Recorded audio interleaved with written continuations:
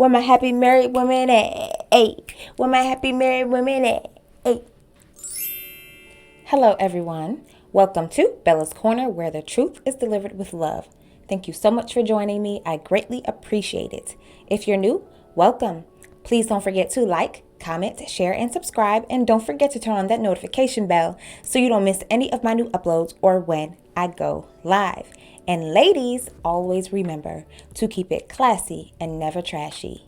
I'm Femininity Coach Bella. Let's go ahead and get into it. Where my happy married women at? Hey. Where my happy married women at? Hey. Where my happy married women at? Hey. Hey, hey, hey, hey, hey, hey. So I have a fun one today. I came across a post from a young lady, apparently it's from TikTok, where she's asking the married happy ladies, how does she keep herself happy? How does she keep her marriage happy? Yada, yada, yada. So I'm here to talk about it. Let's go ahead and see what she has to say. Happily married for more than 5 years, please step to the front of the classroom.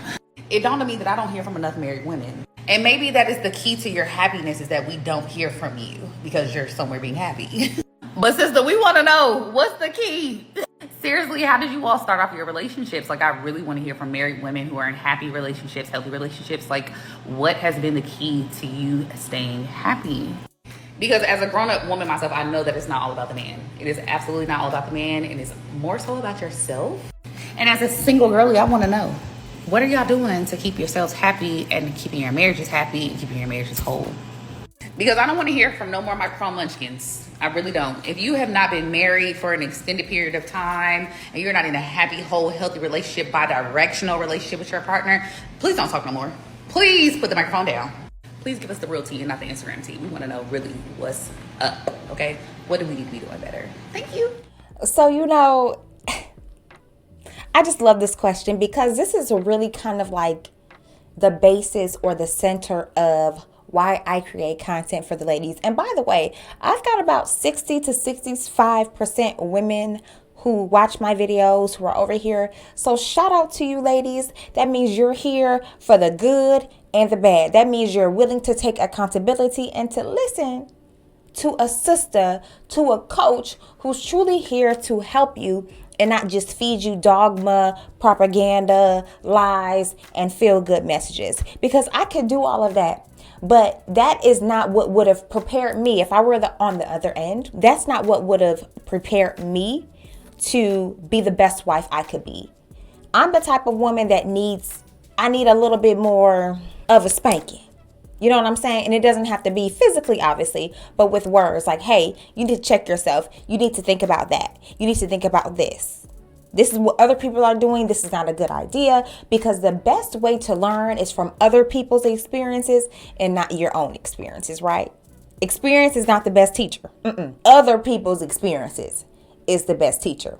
So again, I love this question. So how did our relationship start out? Well, the first year we were just getting to know each other and everything. And so, I would go to work, he would go to work, and we would spend time, as much time as we could together, because he was actually in town for some training and we wanted to spend as much time together. Now, once he did leave from his training, he and I thereby began a long distance relationship, which I think was really good for us because distance makes the heart grow fonder, because he was the only one I was seeing. And again, we were exclusive. We became exclusive after a month. My mom kind of called our love a whirlwind love because it was rather quickly. It started rather quickly, but my husband made things clear, and I was definitely open to a relationship and getting married. I was 22 at the time, and my husband was 30. So anyway, we were in a long distance relationship, and so I would drive 8 hours from Georgia to Florida to come and see my husband. And when he could, he would drive from Florida to Georgia to come and see me. And so we would stay with each other for maybe about a week or two or whatever the case is. And we would get to know each other then. We would go out on dates. We would have fun. And we just truly enjoyed each other's company, playing board games, playing card games, watching movies, going to the park, going to the beach, just really enjoying each other's company and finding out, again, who we really are to the core. That's when we talked about our future plans, our past, and where we could see each other going in the future. So that was pretty much like the first year. The second year, I was deployed for like all year. So I was gone, and that was truly a tester for my relationship. And that is when some things and some insecurities and things from our past really rose up. Because when people are at a long distance like that, and when you're in a deployed environment, that's when a lot of people, long story short, cheat on their significant others, period, point blank. And baby, when I tell you there were men in every echelon, that's when I was in the military, in every echelon coming after me, every echelon. And they were very clear and bold about it. And that was when I made the personal choice if I wanted to go down that route or to stay faithful to my husband. And I remained faithful. And for me, I've always been a girl who's going to nest. If I like you, if you're my man, I'm your lady, we're good. We're not going to have an issue with me entertaining other people. All right. But again, that was truly a test for our relationship. And it truly strengthened us because at the end of the day, I knew who I wanted, and I wasn't going to allow the enemy and temptation to get in the middle of that. So I came back home. That's when our life began together, had a baby, married, and all of that stuff. And so with that being said, I'll say one of the things that is extremely important is for individuals to have a personal relationship with their Creator, a personal relationship with God. I'm Christian. My husband knew that from the beginning.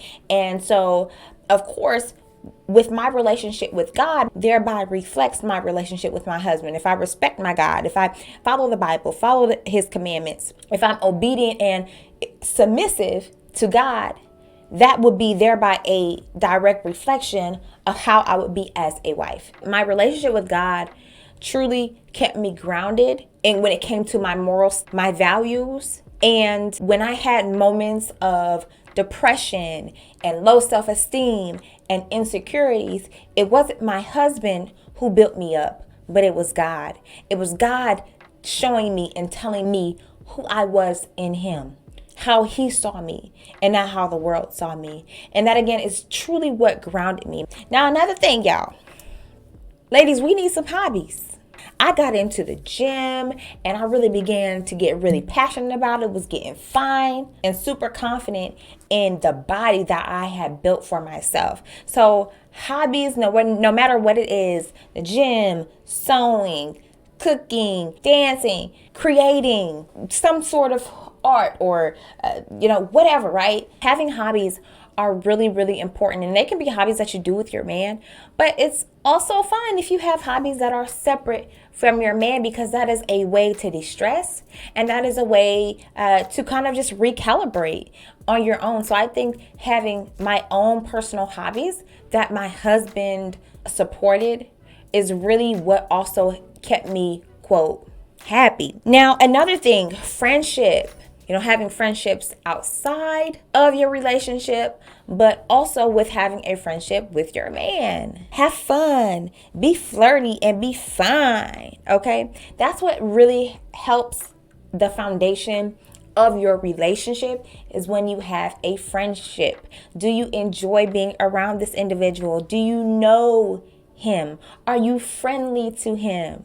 Do you have fun together? A friendship is very, very important, because obviously if this is your husband, you vowed to be with him until death. So that's a long time, prayerfully, right? And so having a friendship is truly what helped us. And then with us having children and we're in places where we don't have family or friends to babysit and we don't have a nanny or anything like that, we have to particularly schedule our date nights at night there after the kids go to sleep. And honestly, it's so awesome because we look forward to it. Even though we have it, scheduled for like once a week, we feel like it's been so long since we've had this, quote, scheduled date night, because we just really enjoy having that time that is set aside for just the two of us. And it's important when you put in those efforts to build and create and to sustain your friendship with your husband. You're intentional. Intentionality is key. Again, especially when you have children. That means, again, you have to schedule a time. That means he's going to have to stay awake. All right. So he better take himself a nap when he gets home, or I don't know, get him, drink a little bit of coffee or something to stay awake. Because again, we are intentionally putting in the effort toward remaining strong in the foundation of our relationship and the foundation of our marriage. So that is something that has truly, truly, truly helped us. And we, of course, built that friendship at the beginning of our relationship as we got to know each other. And again, that's something that sustains us, because sometimes when people get so used to the mundane schedules and seeing each other every day, again, you get used to that person and you kind of take for granted their presence and even their time. And sometimes when, as a woman, as a mother, when you get so wrapped up in the kids and, oh, I'm tired, oh, I'm pregnant, I need help, this and that can kind of strip away the feel good love that you even once have or know you have for your husband, but it's just not like bubbling up in that moment. That's why it's important to be intentional about sustaining, not building, but sustaining the friendship with your husband. It has to be intentional on your end as well as his end, so you can continue to stay flirty, and so you can continue to kind of have those feelings of, oh, even though I see him every day, I'm looking forward to us playing cards together, us watching a movie, or whatever the case is. Another thing that's helped, and we've been together for over 5 years, is understanding how each other receive love. So our love languages. So I'm the type of woman, when we did the quiz, I received love by 3 top scoring: receiving gifts, quality time, and I believe words of affirmation. And my husband's were quality time and words of affirmation. And so my husband gets me flowers. And that's a way that he shows me, hey, baby, I understand how you receive love, and I'm going to show you by purchasing you a bouquet of flowers, or getting you a piece of jewelry that I think you'll like, and I know you wanted this, or a Reese's cup, because my favorite candy is Reese's cup. And that's what I would consider to be a gift. And of course, I've earned these things up until this point. But again, we took that love language test within our first year, so again, we can understand. And so for my husband, I understand that he receives love by me wanting to do things with him. So even if he's doing something simple, like he wants to just go take a drive, hey baby, you want to go take a drive with me? I go with him and we just talk about the homes that we see, or the people, or we make jokes and whatever. And that's how we build a friendship. And that's one of the ways that my husband receives love, is spending quality time together. That means we're not on our phones, and we're just truly soaking in the energy that each other have, which is really important. So again, understanding how your spouse, how your significant other receives love, and intentionally working on that and giving them that, they'll be sure to also reciprocate that. And my husband does a fantastic job with that. So that's another way. Okay, keep going. Another thing, y'all, ladies, we talk about this all the time in several ways, but getting rid of that girl ego, getting rid of it. So that means you need to be giving apologies, you need to be selfless, and you need to be willing to compromise, as in you're not always going to get what you want. You must continuously crush your ego when you want to get in and remain in a healthy relationship. There are times where I wanted to be stubborn, or I didn't want to listen or take instruction from my husband, but I knew that if I was combative or hard-headed, then he would take that as disrespect. And we have to understand, ladies, that men receive love by respect. And in his woman, in particular, in his wife, giving him that respect, giving him that regard, and allowing him to lead, he'll thereby love her. He will have affection for her and toward her. He will think about her constantly. He will praise her in terms of giving her words of affirmation. Baby, you're so beautiful. I appreciate the things you do. Things of that nature. When I give my husband that respect, and when I allow him to lead, he reciprocates that respect and regard and his love for me through, again, words of affirmation, with him explaining how important I am to him and the children, and how much of a great job he believes I'm doing in not only being a mother and a wife, but also as a content creator and as a person and as a woman. So it's just really important, ladies, that in crushing our ego, we also thereby teach our husband to crush his ego, because we know men come with ego, ladies. But we can win the affection of our husband's heart through our sweetness, our softness, our kindness, our femininity, and us being mentally collected. Yes, I have moments where I'm emotional and things like that, but I'm aware of my emotionality. So even when I'll say something, my husband will say like, dang, why you go that far? Why you say that? I say, I was just being extreme, but I'm just saying that because I just feel da-da-da.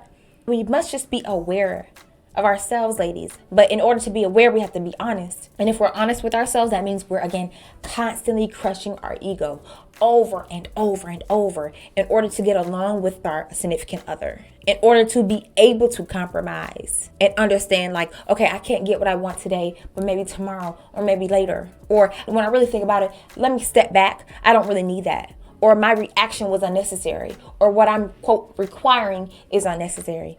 And again, sometimes even in crushing our ego, we're still sweet, we're still kind. We don't snap back with an attitude, but okay, honey, even though we're in the weight. And over time, as we crush our ego, it becomes easier. And there's less friction within the relationship. That's really helped me, y'all. I promise you it's helped me, ladies. And another thing is, in ego crushing is being open to personal evolution. Understand that as you grow together, as you gain more years and experience as individuals and as a couple together, you have to understand and remember that the both of you, again, are going to evolve. And when you realize that, and when you're ready for that, you're willing to go through the change with that person. So you have to understand and remember, as long as we're open, again, to that personal evolution of our significant other, and we're willing to put up with the positive and the negative of that personal evolution, then we'll be good. And again, that has to be reciprocal. That means you have to have open and honest communication with one another. Married couples should have open and honest communication. And ladies, I've had to learn to sometimes separate my emotions from what my husband is saying and just take what he's saying and listen so I can understand the point of view he's coming from, rather than feeling attacked all the time. Because if I feel attacked all the time, that means I'm constantly going to be on the defense.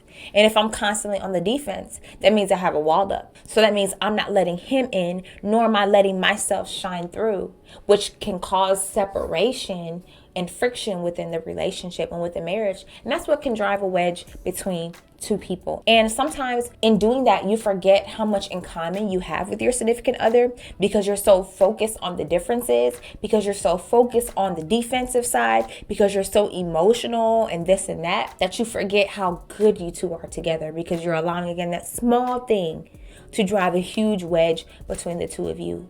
And then you wake up not thinking you know yourself, or not thinking you know your significant other, because of something so small that you weren't honest about with at the beginning, has caused you to get stuck in a rut, to wobble away in a stupor that ultimately can end the relationship. So in my remaining honest and open in my communication and how I feel, my husband also reciprocates that to me. And then we are here comes that word again, intentional about loving each other the way we need to. When I was so focused on how I needed him to love me and he wasn't doing this and that for me, that is what was causing friction in the relationship. But then once I shifted my perspective and focused on how he received love and how I needed to respect him and things of that nature, that is when what I needed from him, he did. Because I was sweeter, my guard was down, and we communicated better. Ladies, we have to remember that we are the barometer for the home. And even if we're not saying a word, the energy we're giving off can be felt. The spirit we're giving off can be felt. Another thing that is very, very important is setting boundaries. Setting boundaries with your friends, with your family, as well as with your significant other. And of course, healthy boundaries. You don't set boundaries to keep someone out, but you set boundaries in order to just remain respectful. Like, for example, maybe you don't want your man touching your feet because maybe you're just kind of weird about feet and you don't want him touching your feet. You know, it's nothing wrong with him. It's, there's nothing wrong with your feet, but it's just something about you and feet. It's just even your own feet. You're just like, So him thereby respecting that boundary, he's not going to go try to rub your feet. He's not going to stare at your feet. He's not going to critique your feet or whatever, because that is a clear boundary that you set. I don't know, another boundary could be he uses your phone and he just decides that he start posting comments through your Facebook or something like that. And you got notifications coming from posts that you don't even recall making. And you're like, hey, babe, this is my account. Please don't comment stuff using my name and my likeness and all of that. That's a boundary, because maybe you feel like your privacy is being invaded or whatever, right? But setting healthy boundaries within your relationship is totally fine. Maybe when you want to take your own personal time, that means you want your personal time in a room, closed door, no kids, no husband, none of that. So you can do what you want to do. That's a boundary. That's an expectation. That is a standard. And again, of course, on the reverse, on the flip side, if he set boundaries for himself when it comes to you, respect them. Of course, if they're reasonable, nothing crazy, nothing that'll set in suspicion, but you see my point, right? And of course, leaving other people about your relationship. Everyone doesn't need to know about every argument or every detail. Your homegirls, your mama, your auntie, your sisters, they don't need to know everything. You'll get through it. Just work through it. So setting boundaries when it comes to, again, certain things about your relationship, leaving outside of those four walls, cut it out. Everything doesn't need to go on social media either. And lastly, going to couples counseling or therapy, especially by the right people, is golden. I would recommend going to couples counseling with a married couple, with a obviously happily married couple, because then you'll be able to get a more balanced analysis of where the both of you can improve as individuals as well as a couple. And then that way they can express their experiences as a married couple. You know, they can share stories, and it'll just really help create an environment of comfort, of honesty, and not feeling attacked. Because some people, they may go to therapy, but there's one individual who may or may not be married, and they may be very one-sided depending on their personal views, political views, moral views, or social views, right? And the thing is, couples who receive counseling, that it doesn't mean that your relationship is in trouble, but rather it's maintenance. You don't need a whole nother car. Your car just needs some oil, maybe some new brake pads. So definitely look at couples counseling or couples therapy. But that's what has truly helped me. And I'll say my husband is no longer in the military, but he was. And although we've been together for 5 years, they say when you're in the military, you age like a dog. You age in dog years. So yeah, I've been with my husband for 5 years, but it honestly feels like closer to a decade. So, but I thank God for the journey. It's been really beautiful. It has helped me be able to coach other women, because I have, again, back to that ego thing, I have truly had to break down my ego so much with being in a relationship with my husband and a relationship with a masculine man. But it's truly helped me grow up as a woman. It's helped me become more feminine, and I love my life. You know, of course, it's not perfect, and that's another thing that we really have to get rid of, ladies, is the fantasies, because the longer we live in a fantasy, the longer we'll be unhappy or be unfulfilled in our relationship. So we must live in reality and to see this man for who he is and not for what we want him to be or wish he could be. And that is what will help us overcome those feelings of inadequacy when it comes to our relationship and our man. And one last thing, social media, you got to get off of it. If you're following people, content creators, where it causes you to compare, comparison is the thief of joy. So if you're constantly comparing your relationship or constantly comparing your man to some people or the things that are being said on social media, cut it out. Cut it out. Because at the end of the day, it's the two of you. Not the two of you and the world. Not the two of you and your TikTok following, Instagram, YouTube, Facebook, Twitter, or whatever following. It's the two of you. So the two of you need to work on your relationship. And it is not for you to be adding in the world. So that's what I would have to say. Those are the things that has helped keep me personally happy, as well as the relationship. I really hope you guys enjoyed this video. I would love to know what you think down in the comment section. The truth has been signed, sealed, and delivered by yours truly. If you like the content you see, then please don't forget to like, comment, and subscribe. And don't forget to turn on that notification bell so you don't miss any of my new uploads or when I go live. And if you know of any women who you think would benefit from this information, then please share. And until next time, I will see you in the next one. Bye-bye.